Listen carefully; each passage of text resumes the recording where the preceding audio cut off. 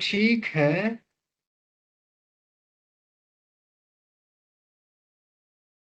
और चल ISC ले ले।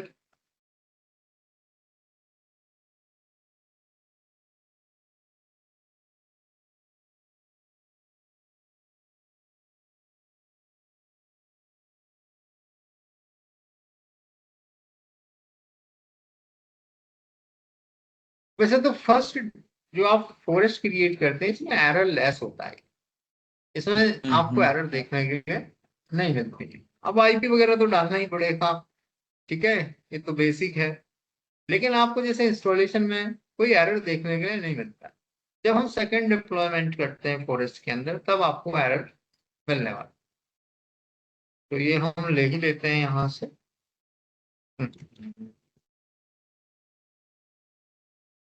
दोनों कमांड ले लेते हैं। मैं एक साथ एग्जीक्यूट नहीं कर रहा हूँ इनको। ठीक है। ये एक मैं लेटर लेटर एक्स बाद में देखूंगा। ठीक है इस चीज को। तो फिलहाल तो मैं इसको 1 बाई 1 एग्जीक्यूट करूंगा।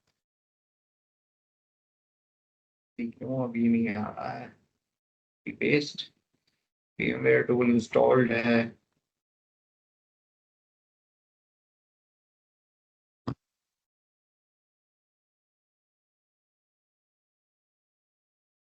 होगा ना भाई इस टाइप समझ नहीं।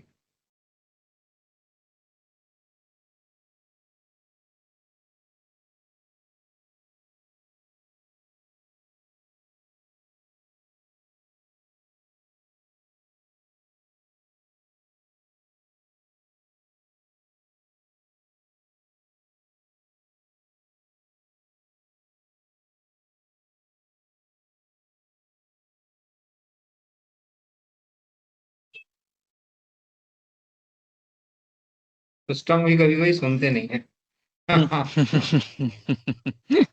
एक्स्ट्रा टास्क परफॉर्म करा रहे। अब इसको देखो कॉपी पेस्ट हाँ। करने लगा। इसमें मैं एक लाइन ऐड कर रहा हूँ। हम्म व्हाट इफ। ठीक है। मतलब अगर जब व्हाट इफ लगाऊंगा तो क्या होगा मैं देखना चाहता हूँ। ठीक है। और सिंगल कमांड रन करेंगे टोटली एक साथ नहीं रन कर रहे। ये मुझे बताएगा कि इसको इंस्टॉल करने के बाद रीस्टार्ट की जरूरत है। जब ये सक्सेसफुली इंस्टॉल होगा तो मैसेज क्या आएगा। ठीक है। अगर जो आप इस सिंटेक्स को ऐड कर देते हैं small है, तो मैं सिंगल कमांड ही रन करूंगा पहले। ठीक है। और देखो तो ये बताएगा आपको है ना। Success through restart. ठीक है मे बी। ओके। हम्म। तो इस तरह से अब मैं इसको हटा देता हूँ। अब ये कंप्लीट स्क्रिप्ट है। अब आपको कुछ करने की जरूरत नहीं है। दोनों कमांड में एक साथ एग्जीक्यूट करूंगा और ऑटोमेटिकली एक्टिव एक्टिव की फंक्शनैलिटी इंस्टॉल हो जाएगी। तो फर्स्ट कमांड क्या करेगी मैंने पहले रोल ऐड करेगी। और फर्स्ट कमांड क्या है रोल ऐड करेगी। और सेकेंड कमांड क्या करेगी rigston.com के नाम से डोमेन कंट्रोलर क्रिएट कर देगी। और जो कर डिफॉल्ट देगी। पैरामीटर्स हैं उन्हीं पर तो एक साथ एग्जीक्यूट कर देते हैं नथिंग टू डू। आपने वन क्लिक किया।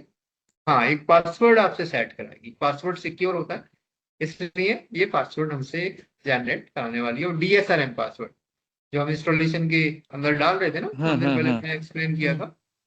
तो दैट मीन्स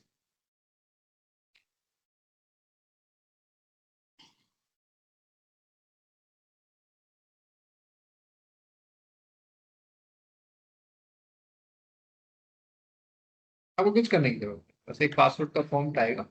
हालांकि मैं उसमें मेंशन कर सकता था लेकिन हम स्क्रिप्टिंग में पासवर्ड मेंशन नहीं करते क्योंकि वो फाइल है। वो एक पर्टिकुलर प्लेस पे स्टोर होगी। अगर जो वहां पासवर्ड लिख करके छोड़ देंगे तो वो ठीक नहीं है।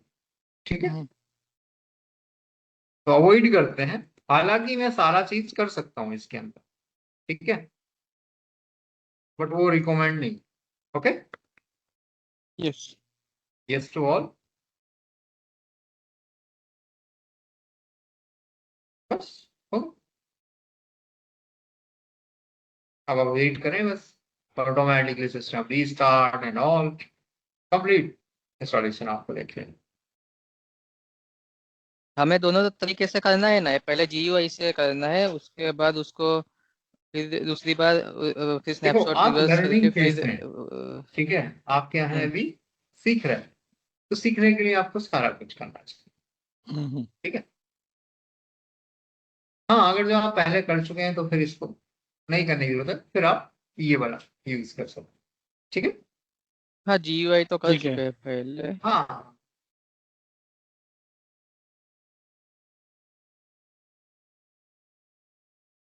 हम तो कुछ बाईपास करेंगे नहीं। ठीक है। हम सारा बताएंगे, क्योंकि मुझे सारा डेटाबेस की लोकेशन भी एक्सप्लेन करनी है, मुझे गैलाबल कैटलॉग भी बताना है। ठीक है, मुझे सिसवोल का यूजेस भी बताना है, तो मैं जीवाई इसलिए फॉलो करता हूँ। ठीक है, कि उसमें सारी चीजें, अब एनटीडीएस डॉट DIT की परफॉर्म भी मुझे बतानी है, सारी चीज बतानी है। उसका मैक्सिमम कितना डेटाबेस की फाइल मैक्सिमम MB GB, कितना साइज उसका हो सकता है, वो भी मुझे एक्सप्लेन करना है। तो जब मैं चीजें देखूंगा तभी बताऊंगा, और आपको भी दिखाई देगा। हमें तो गो थ्रू तो हमें सारा ही करना पड़ेगा। ठीक है, स्टेप बाय स्टेप। हाँ, नहीं तो मैं तो पूरा MCSA का सर्वर एक ही दिन में बना दूंगा, एक स्क्रिप्ट रन करके। 1 घंटे में MCSA खत्म पूरा सब विंडोज सर्वर का। बोले जितने भी सर्वर थे एक फाइल से ही बना लिया आपके, जरूरत ही नहीं है। बट उनसे होगा नहीं ना। ठीक है, हमें एक्सप्लेनेशन चाहिए, टीचर्स एक्सप्लेनेशन चाहिए, और उनकी क्या चीजें हैं, गाइडलाइन, वो सारी चीजें। अब active active millions of object support कर, जबकि 2000 NT में 40,000 ही ऑब्जेक्ट आपके 40,000। लिए।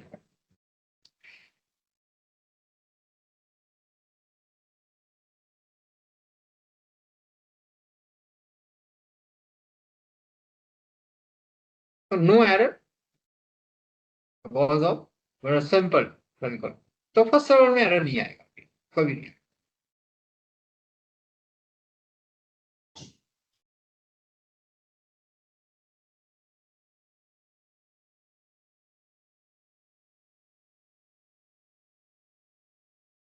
ये कमांड में ग्रुप में डाल दूं दोनों?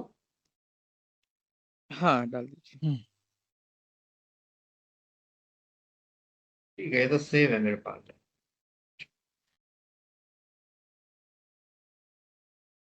स्काइप पर भी सेंड कर सकते हैं। ओके,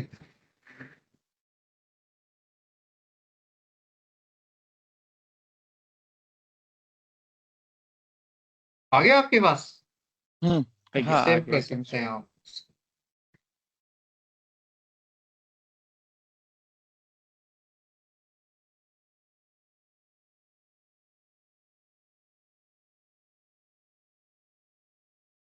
देखिएगा, वैसे तो हम क्या करते हैं, विंडोज इंस्टॉल करके और IP एड्रेस डाल करके सर्वर को रैक में फिक्स कर देते हैं। एक्टिव डायरेक्टरी भी हम हम्म रिमोटली इंस्टॉल करेंगे, मतलब अपने हम्म लैपटॉप से ही हम उसको एक्सेस करेंगे, पावर सेल को एक्सेस करेंगे, फिर एग्जीक्यूशन करेंगे। तो पावर सेल का भी आप रिमोट ही लेते हम्म हो, और GUI तो आ ही जाएगा आपके पास, कोई बात नहीं है यहाँ पे। हम्म ठीक है, आप रिमोट डेस्कटॉप के थ्रू कर सकते हो, सो मैनी मेथड्स हैं रिमोटली वर्क करने के लिए। इस सर्वर को आपने फिक्स कर दिया एक रैक के अंदर।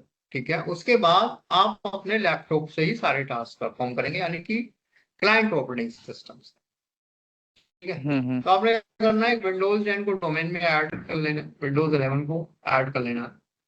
ठीक है, और उसके बाद हम्म इजीली आप उसी विंडोज से मैनेज करें। तो माइक्रोसॉफ्ट के पास आर सेट है, सबसे अच्छा टूल है आर सेट। तो you can use the RSAT on Windows 10, Windows 11 में इनबिल्ट है, वहां से भी यूज कर सकते हैं। और अलग से एप्लीकेशन है मेरे पास, उसका भी यूज कर सकते हैं। और पावर सेल से ऑल्सो रिमोट सेशन इनिशिएट कर सकते हैं। ठीक है, तो मल्टीपल मेथड्स हैं सर्वर को रिमोटली एक्सेस करने के लिए और मैनेज करने के लिए। तो पहली चीज, आप एक लैपटॉप ले लेंगे, मशीन को डोमेन में ऐड कर लेंगे, और फिर एज ए एडमिनिस्ट्रेटर उसको लॉग इन करके, डोमेन से लॉग इन करके आप अपने एग्जीक्यूशन हम्म जो भी है कर सकते हैं। तो आजकल ओके अवॉइड करते हैं रिमोट डेस्कटॉप को, हम लोग रिमोट डेस्कटॉप यूज नहीं करते, क्योंकि उसमें क्या है, फुल स्क्रीन आपके सामने आती है, पूरा का पूरा कंप्यूटर ही आपका जो सर्वर है वो आ जाता है, बट हमें वो नहीं चाहिए। हमें पास एडिशनल है, उससे फ्लो भी ज्यादा रहता है, उसमें क्या ट्रैफिक ज्यादा इनिशिएट होता है, पूरा का पूरा स्क्रीन आपके सामने आता है। ठीक है, इसलिए माइक्रोसॉफ्ट में मैनेजमेंट टूल बनी, आरसेट remote server administration tool hmm है। आप इंस्टॉल करिएगा, और एक्टिव डायरेक्टरी है तो एक्टिव डायरेक्टरी आपको एक्सेस होगी, फुल स्क्रीन की आपको कोई जरूरत नहीं। नहीं ठीक है। है, फिर उसमें डेटा वगैरह भी देखता है, आपका यूजर क्या डेटा पड़ा हुआ है, क्या चीजें पड़ी हुई हैं, बहुत सारी चीजें रहती हैं इस तरह से। तो हम अवॉइड करते हैं कि आरडीपी सेशंस अलाउ नहीं रखें। जब माइक्रोसॉफ्ट ने हमें फंक्शनलिटी दे दिया है तो फिर हमें कोई इश्यूज का नहीं है। तो टूल्स जो इंट्रोड्यूस हुए हैं वो इसलिए हुए हैं क्योंकि रिमोटली और फिर लाइसेंसिंग की जरूरत है। ठीक है, और रिमोट के लिए एक सर्वर की भी जरूरत आपको पड़ेगी, मल्टीपल सेशन इनिशिएट हो रहे हैं, तो ये सब है बाईपास हम कर देते हैं। हम यूज कर रहे हैं लाइक सेट, तो देखते हैं एक बार उसका भी यूज। विंडोज 11 में तो ऑप्शनल फीचर्स में आता है। हाँ हाँ हाँ। भाई मैं टूल की हेल्प से लूंगा उसको। ठीक है, तो मेरे पास फ्रेश विंडोज 10 है, न्यूली क्रिएटेड CL51। और विंडोज 11 भी मतलब वन बाई वन करके देखेंगे, एक तरफ टास्क विंडोज 10 के थ्रू देखते हैं और एक विंडोज 11 के थ्रू। तो सबसे पहले क्या है, IP address. The same network means हमारे विंडोज सर्वर पे है 192.168.10.25। ठीक है, और यहाँ एडीपी है और आपका डीएनएस भी रनिंग है in single IP address, same server. तो ये हमारा CL51 है। यहाँ पे आईपी एड्रेस हमने रखा हुआ है 192.168। फुल एड्रेस नहीं लिखूंगा मैं अब, है ना, शॉर्ट में लास्ट डिजिट लिख दिया करूंगा। ओके, 190 सीरीज चली रही है। ठीक है, तो यहाँ पे हमने 51 यूज किया है आईपी एड्रेस। और DNS server, who is my DNS server is 10.25। ठीक है, तो ये मशीन किसके पास जाएगी, डीएनएस के पास जाएगी। डीएनएस से पूछेगी वही मुझे चाहिए Rexton.com, और Rexton.com में मुझे उसकी एक्टिव डायरेक्टरी चाहिए। तो DNS maintain the records, all records में। ये एक्टिव डायरेक्टरी कहाँ पे रनिंग है, एक्टिव डायरेक्टरी सर्वर का आईपी एड्रेस क्या है, ये सारी इंफॉर्मेशन हमारी किसके पास है, डीएनएस के पास है। तो हमने यहाँ पे एक्टिव डायरेक्टरी का एड्रेस नहीं बताया क्लाइंट को, हमने उसको क्या बताया है, डीएनएस सर्वर का। डीएनएस। तो मैं समझता हूँ DNS at this time is a gateway. क्या है, आपका एक गेट। गेट है जो आपको एक्टिव डायरेक्टरी या दूसरी सर्विसेज तक लेकर के जाता है। ठीक है, हम एक्टिव डायरेक्टरी का कोई भी इंफॉर्मेशन CL51 को नहीं दे रहे। कहाँ दे रहे हैं, आईपी एड्रेस इसका अपना है और प्रीफर्ड डीएनएस 25। ठीक है, हमने यहाँ तो हमने बताया नहीं एक्टिव डायरेक्टरी के बारे में, बात ही नहीं कर रहे, हम किसके बारे में बात कर रहे हैं, डीएनएस के बारे में। डीएनएस। और डीएनएस के पास क्या है, records. DNS maintain the records. Records. और डीएनएस के पास एक्टिव डायरेक्टरी की फुल इंफॉर्मेशन है। और जब वो डीएनएस से कांटेक्ट करेगा, बोलेगा मुझे एक्टिव डायरेक्टरी चाहिए, रेक्सटन की एक्टिव डायरेक्टरी चाहिए, पूरा इन्फॉर्मेशन, क्योंकि मैं डालूंगा ना डोमेन ज्वाइन करते टाइम Rexton.com को ज्वाइन करो। ऐसे केस में उससे पूछेगा मैं Rexton को पे जाना चाहता हूँ, मैं डोमेन ज्वाइन करना चाहता हूँ, क्लाइंट बोल रहा है डीएनएस सर्वर से, पूछेगा अच्छा Rexton, ओके मेरे पास इंफॉर्मेशन है। अब वो क्या चाहिए Rexton में, बोले मुझे उसका एलडैप सर्वर चाहिए। बोले अच्छा एलडैप है एक, मतलब एक्टिव डायरेक्टरी है, तो एलडैप है। फिर से पूछेगा अच्छा वो किस आईपी पे एड्रेस, तो बोलेगा एक सर्वर -25 है उसका नाम, जिसका आईपी एड्रेस 192.168.10.25 है। अगर जो उस पर चले जाओगे तो तुम्हें एक्टिव डायरेक्टरी मिल जाएगी। फिर हमारा जो क्लाइंट है ना, वो फिर एक्टिव डायरेक्टरी से कम्युनिकेशन स्टेबलिश या सर्चेबल उसकी कंप्लीट हो जाएगी और फिर हमें डोमेन। तो दिस इज क्या है, एक इंटरमीडिएट की तरह काम कर रहा है, क्योंकि हम क्लाइंट डिवाइस पर कभी भी ये नहीं बताते एक्टिव डायरेक्टरी सर्वर का आईपी क्या है, हम डाल रहे हैं नेम। हम क्या पुट कर रहे हैं, नेम। तो सिनेरियो देखते हैं एक बार, नेम। नेम ही डाल रहे हैं क्योंकि डोमेन ज्वाइन में आईपी एड्रेस का कोई प्रोविजन नहीं है कि डोमेन नहीं है। ज्वाइन करते टाइम आप आईपी एड्रेस असाइन करें उसको। तो आईपी एड्रेस देखना पड़ेगा एक बार, प्रीवियस स्नैपशॉट होगा तो दैट मींस अभी न्यू सर्वर डिप्लॉयड है नॉर्मली हम 23। डोमेन नेम से करते हैं आईपी ज्वाइन। ये हाँ, my system computer domain. Properties में जाओगे तो आप वही रहेगा। तो ठीक ही है, और यहाँ पे हम कर देते हैं who is my DNS server 25। 25। Hi.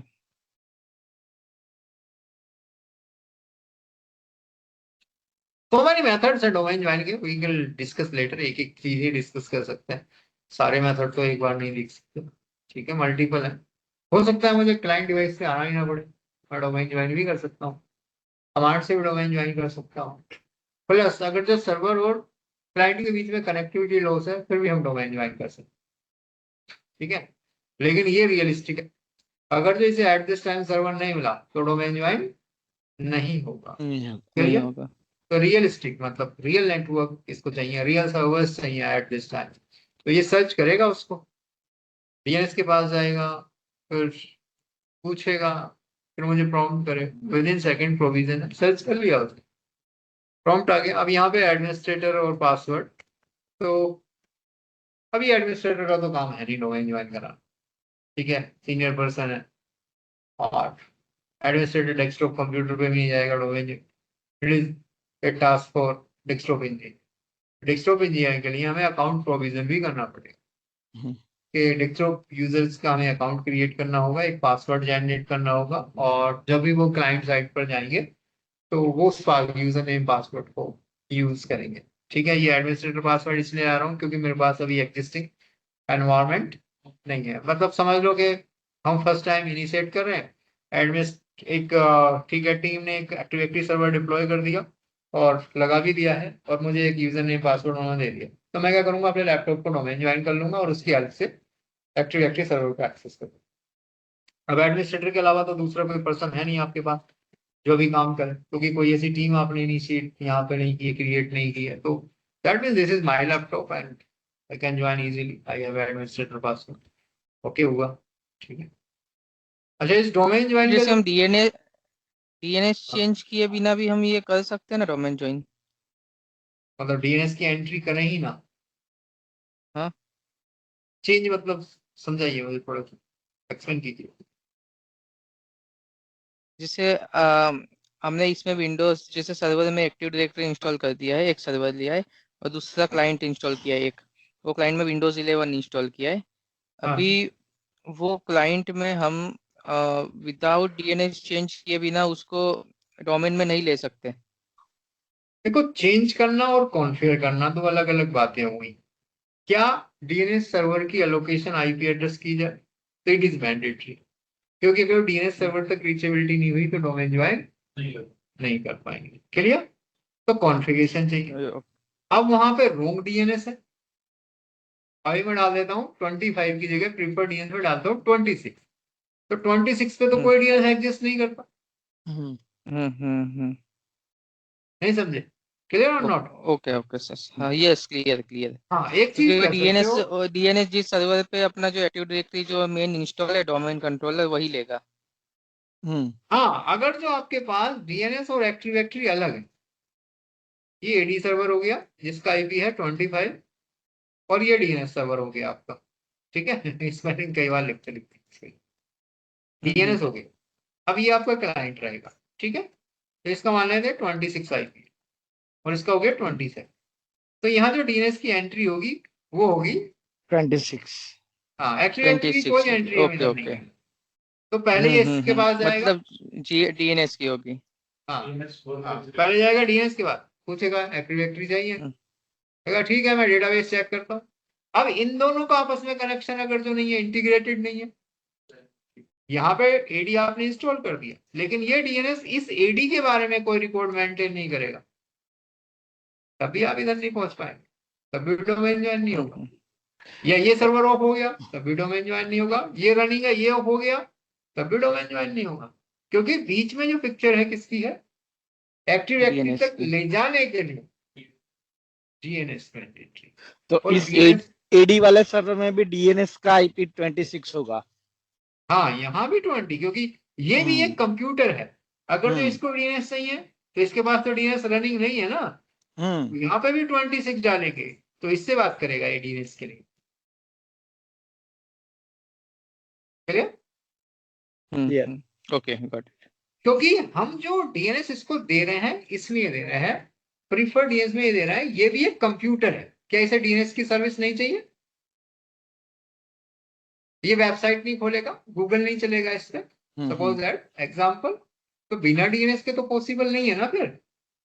Correct. हम्म तो हम जो बताते हैं who is my DNS server, वो डीएनएस सर्विसेज यूज करने के लिए बताते हैं इसको, इसलिए नहीं बता रहे कि तुम डीएनएस सर्वर हो। ये भी एक कंप्यूटर है। ओके, अगर तो मुझसे मेरे घर का एड्रेस पूछा जाएगा या मुझे घर जाना है तो मैं अपने एड्रेस पे ही जाऊंगा ना। तो वो इसलिए यहाँ पे फिक्स आईपी कर रहे हैं कि ऊपर भी 27 है और 25 है और डीएनएस में भी 25 है, क्योंकि हम इसको बता रहे हैं कंप्यूटर तुम्हें अगर डीएनएस की सर्विस चाहिए तो अपने आईपी पे ही चले जाना, तुम्हारे ऊपर ही डीएनएस सर्वर डला हुआ है।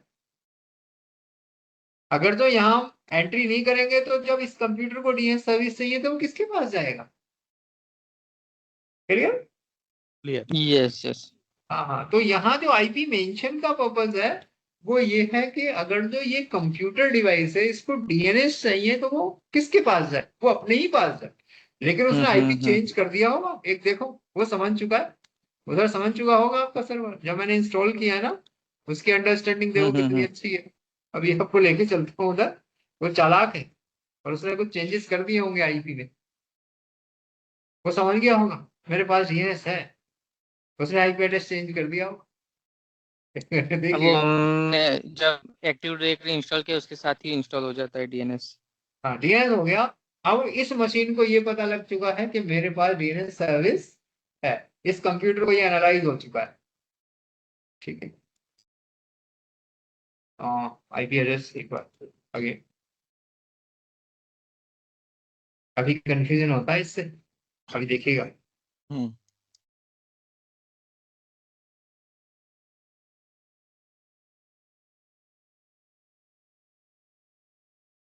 नहीं, आईपी की टोटल कॉन्फ़िगरेशन दिखाऊंगा, आईपी तो चेंज नहीं होगा लेकिन उसकी कॉन्फ़िगरेशन चेंज हुई होगी कुछ। ठीक है, आईपी तो चाहिए ही, मशीन का यूनिक आईपी है, इसी से कम्युनिकेट करना है। आईपी कॉन्फ़िगरेशन में कुछ चेंज देखने के लिए हमें।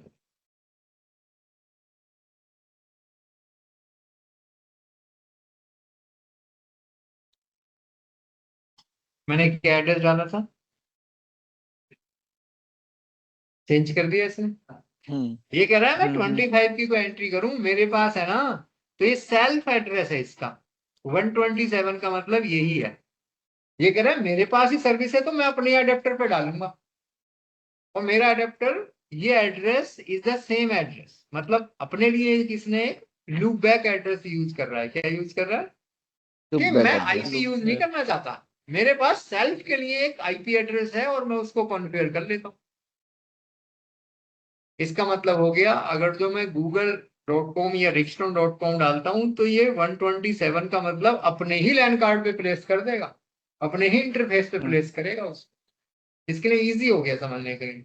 25 होता नेटवर्क में सर्च करता, नहीं, उसने क्या, नहीं मुझे जाना ही नहीं नेटवर्क पे, ये तो डीएनएस सर्विस मेरे पास ही है, तो मैं एक ऐसा आईपी डाल लेता हूं जिसे मैं अच्छी तरह जानता हूं और अपने सेल्फ अडेप्टर पे प्लेस करूंगा इसको, कहीं नहीं भेजूंगा नेटवर्क में। यानी कि डिस्कवरी करने की जरूरत ही नहीं है, डिस्कवर करेगा नहीं, लिस्ट चेक नहीं करेगा। उसे देखा मैं ही डीएनएस सर्वर हूं, मैं एक ऐसा आईपी डाल रखा हूं जो मेरे पे है और मेरे लिए कंसिडर है, तो वो अपने ही आईपी पे प्लेस कर देगा उसको, इसलिए 27.0.0.1 कर दिया। अच्छा, क्लाइंट डिवाइस पे नहीं करेगा, क्लाइंट डिवाइस पे इस एड्रेस को चेंज, क्योंकि क्लाइंट डिवाइस डीएनएस सर्वर है ही नहीं।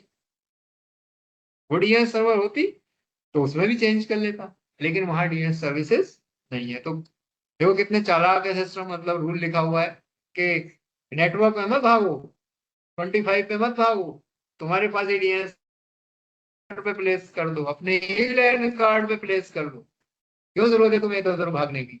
इजी कर दिया उसने उसको, यानी कि सर्चिंग और ज्यादा बेटर कर दी उसने। क्लियर? तो क्लाइंट सर्वर में हम ये डीएनएस सर्वर भी डाल सकते हैं ना? नहीं, ये इसी के लिए है। Okay okay. ये जो है ना, ये सेल बस इसी अडेप्टर के लिए है ये। ओके। जो भी मतलब क्लाइंट से कोई दिक्कत उसको ये कंप्यूटर कहता है मैं नेटवर्क पे नहीं जाऊंगा, मेरे यहाँ डीएनएस सर्वर है तो मैं अपने अडेप्टर पे प्लेस कर रहा हूँ। और एक होता स्विच पे प्लेस करना, नेटवर्क में सर्च करना, तो नेटवर्क में क्यों सर्च करे, अपने ही अडेप्टर पे डाल देगा ना पकड़ के, क्योंकि यही है ना सारा कुछ, इसी सिस्टम में सारा कुछ है, तो बाहर नहीं भाग रहा है। लेकिन जब तुम्हारा क्लाइंट होगा तो क्लाइंट के पास डीएनएस थोड़ी है, वो तो किसी और आईपी पे है। डीएनएस सर्वर क्लाइंट के अंदर थोड़ी ना है, तो वो वहां पे क्या हो रहा है, वो फिर नेटवर्क में सर्च करता है डीएनएस को। क्लियर? तो यहाँ डीएनएस Yes. इंस्टॉल होने की वजह से ऐसा हो रहा है, ये डीएनएस सर्वर है इसलिए ऐसा हो रहा है। क्लियर? Clear. तो ये तो स्टूडेंट क्या गलती करेंगे, अच्छा डीएनएस सर्वर में ये है तो क्लाइंट के अंदर प्रीफर्ड डीएनएस डाल देंगे 127.0.0.1। अरे भाई यहाँ कहाँ डीएनएस सर्वर मिलेगा, डीएनएस सर्वर तो यहाँ मिलेगा। तो क्लाइंट के अंदर यही आईपी एड्रेस आप यूज करो। ओके। ठीक है, तो सेल्फ सर्विस होगी, ये क्या हो गया एक तरह से, ये इसकी सर्विस सर्विस। चाहिए अपने पास है, अपने ही एडेप्टर पे डालो उसे, बाहर मत भागो। ठीक है,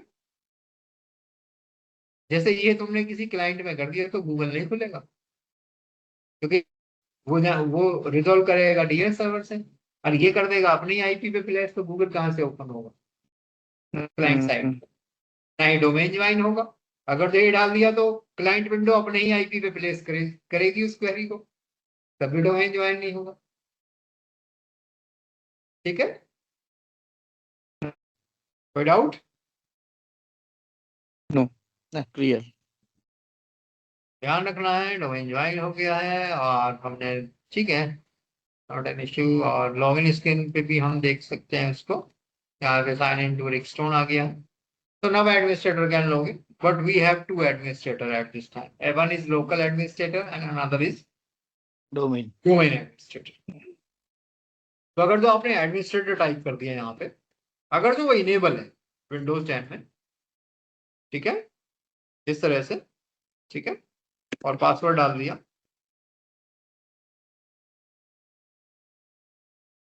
स्पेलिंग मिस्टेक इसमें हुआ है।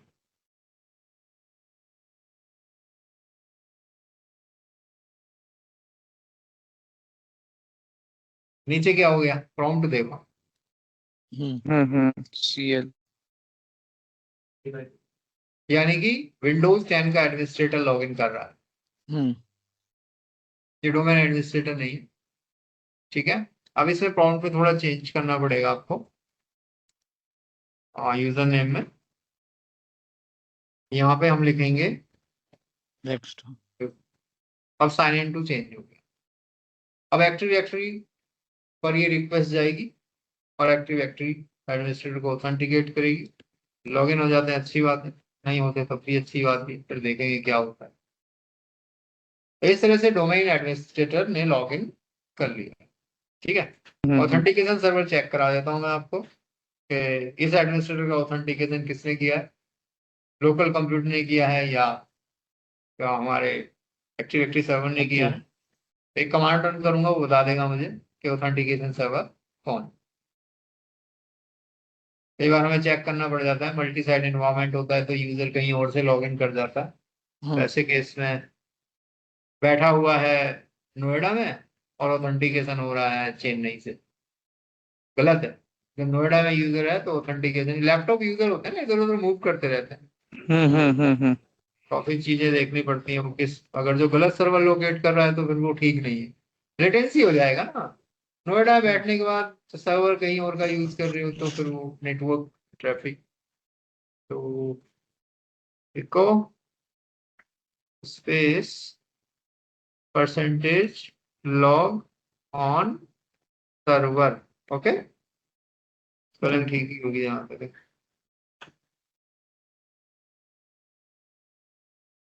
ठीक है, और एक थोड़ा सा और मॉडिफिकेशन देख लेते हैं।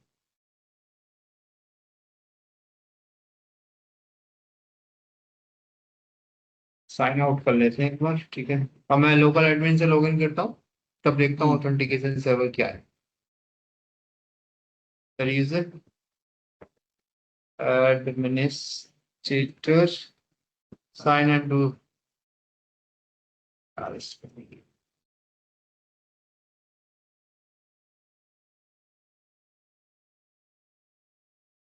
सीएल है ना, वैसे तो पता लग जाता है, बट मेरा काम है कमांड टेस्ट करना, तो मैं कमांड टेस्ट CMD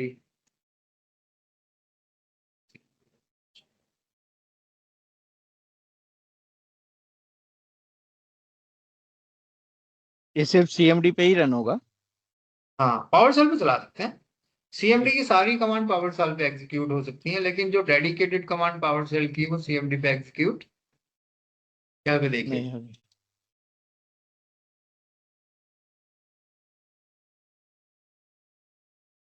जब हमारे मल्टी डोमेन एनवायरमेंट होगा तो इस कमांड की हमें वहां भी जरूरत पड़ेगी कि प्राइमरी सर्वर ऑथेंटिकेट कर रहा है या आपका सेकेंडरी सर्वर। यानी कि अगर जो आप टेस्टिंग कर रहे हैं तो देखना चाहते हैं, फॉल्ट टॉलरेंस देखना चाहते हैं, तो आप चेक करते हैं उस टाइम पे कि यूजर्स को ऑथेंटिकेशन मतलब सेकेंडरी सर्वर वर्किंग फाइन और नॉट। ठीक है, तो टेस्टिंग पर्सपेक्टिव से या कोई प्रॉब्लम है तो डायग्नोस करने का। ओके, अगला सेशन हम नेक्स्ट डे शुरू करेंगे क्योंकि वो लंबा चलेगा थोड़ा। ओके ओके ठीक तो है। है ना, वो ऐसा ना चैप्टर वाइज रहेगा तो अच्छा रहेगा, वो अधूरा छोड़ देते हैं फिर मजा नहीं आता उसमें। ठीक है। ठीक है। ठीक हमारा ठीक एक्टिव है। डायरेक्टरी तो हो गया ना इंस्टॉल उसमें। क्या बोल रहे हैं? कमांड शेल से पावर शेल से हमारा एक्टिव डायरेक्टरी तो हो गया ना इंस्टॉल। हाँ पावर शेल से करा दिया हमने, 2 ही कमांड, जो मैंने कमांड भी सेंड कर दी है आपको। हम्म। ठीक है, और डोमेन ज्वाइन भी एक प्रोविजन हमने किया है। ठीक है, तो और इंटीग्रेशन चेक की। हम हमारे वर्चुअल सर्वर और सर्वर में कौन सा नाम दे डोमेन का, हम अगर क्रिएट करना है तो फिर कोई एक कॉमन रख देते तो इजी रहेगा। यही हाँ रख दे। कॉमन, हाँ rickstone.com यूज की कोई ना। ठीक है। ठीक है। ठीक, okay okay. IP address simple रखना, पासवर्ड सिंपल हाँ है, जैसे ठीक है। कॉम्प्लेक्स मत करें। ठीक है। ठीक है, जब ट्रबल शूटिंग करते हैं तो स्टूडेंट को नाम ही याद नहीं होते, पासवर्ड भूल जाते हैं। ठीक है, ठीक तो है। फिर मैं बोलता हूँ लॉग इन करो, उसका आईपी एड्रेस क्या है तो बता ही नहीं पाते। फिर वो वहां जाएंगे, फिर दूसरे का चेक करेंगे, फिर भी पता लगता है कि पासवर्ड ही भूल गए थे देर में। तो जैसे पासवर्ड है एबीसी है। अच्छा एक चीज और यहाँ पे कंसिडर करेंगे, जैसे आपने फर्स्ट सर्वर क्रिएट किया, ओके, हम फ्यूचर में आगे भी, तो इसका पासवर्ड है लाइक abc@123। ओके, तो जब सेकंड सर्वर क्रिएट करेंगे तो उसका कर लेंगे xyz@123। कॉमन मत रखिए, कॉमन से ऑथेंटिकेशन इशूज होगा। ठीक है। ठीक है, जैसे 2 विंडोज 10 या विंडोज 11 है तो इसका कर लिया आपने 123 लोकल पासवर्ड, इसका कर लो आप 32। ठीक है, common password.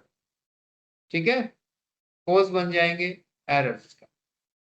Clear? Clear. Yes. ठीक है, तो डिप्लॉयमेंट करें, फिर हम एडमिनिस्ट्रेशन टूल के ऊपर डिस्कशन करेंगे, फिर ऑब्जेक्ट के ऊपर डिस्कशन करेंगे किस टाइप से हमें उन्हें मॉडिफाई करना है, और बहुत सारी चीजें रहेंगी, अभी चलेगा लंबा ये। ठीक है, एक्टिव एक्टिव का जो सेशन है इसमें टाइम लगेगा। ओके, 15 डेज लग जाते हैं मुझे एक्टिव एक्टिव को इम्प्लीमेंट करने में खुद। ठीक है। ठीक है। ठीक है। ठीक है। तो ठीक